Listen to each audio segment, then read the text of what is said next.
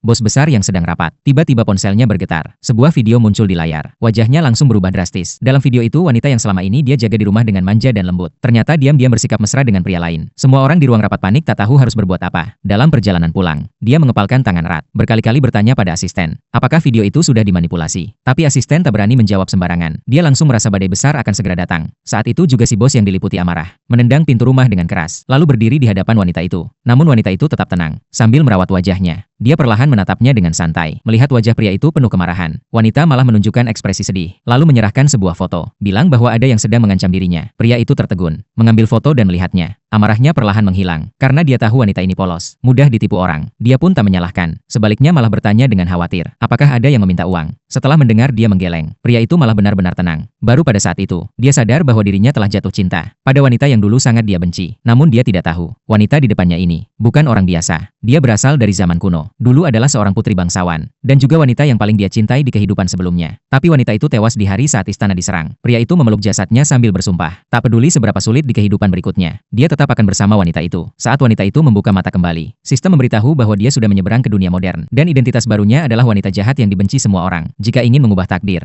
dia hanya punya dua pilihan, menjadi istri manja sang pria, atau mengabdikan hidup untuknya. Mendengarnya wanita itu hanya tertawa dingin, karena dia dulunya seorang putri. Tak mungkin dia melayani siapapun. Kemudian wanita itu turun dari tempat tidur dan menuju ruang makan. Di sana dia melihat mantan kekasih pria itu sedang berpura-pura menyantap sarapan dengan menyedihkan. Melihat kepura-puraan itu, wanita tidak merasa cemas sama sekali, karena dia sudah terbiasa melihat orang semacam itu di zaman kuno. Dia tak tertarik untuk peduli. Dengan dingin dia menatap, lalu mendorong mantan pria itu ke samping, dan duduk tenang menyantap sarapannya sendiri. Setelah selesai makan, wanita masuk ke kamar mandi. Tapi karena pertama kali pakai shower, dia malah membasahi seluruh tubuhnya. Dalam hati dia kesal, mengeluh karena tak ada pelayan yang memandikan dan menggantikan bajunya. Saat itulah sang bos buru-buru pulang ke rumah. Wanita langsung memerintah dia untuk memandikannya dan menggantikannya. Namun adegan itu dianggap pria hanya sandiwara belaka. Dan ketika pria memanggil namanya, wanita malah tambah marah. Pria itu tetap tenang mendekat, lalu mengangkat dagunya dan mengancam. Saat wanita hendak menampar, pria langsung menangkap lengannya, kemudian menekannya ke dinding hingga tak bisa bergerak. Meskipun wanita terus memaki, pria sama sekali tak peduli. Dia langsung mengangkat wanita itu, melemparkannya ke atas tempat tidur, bahkan melepas dasinya dan mengikat kedua tangannya. Wanita pun berteriak menyuruh dia keluar, tapi tiba-tiba kepalanya pusing, dan dia seolah kembali melihat adegan pernikahan mereka di kehidupan sebelumnya.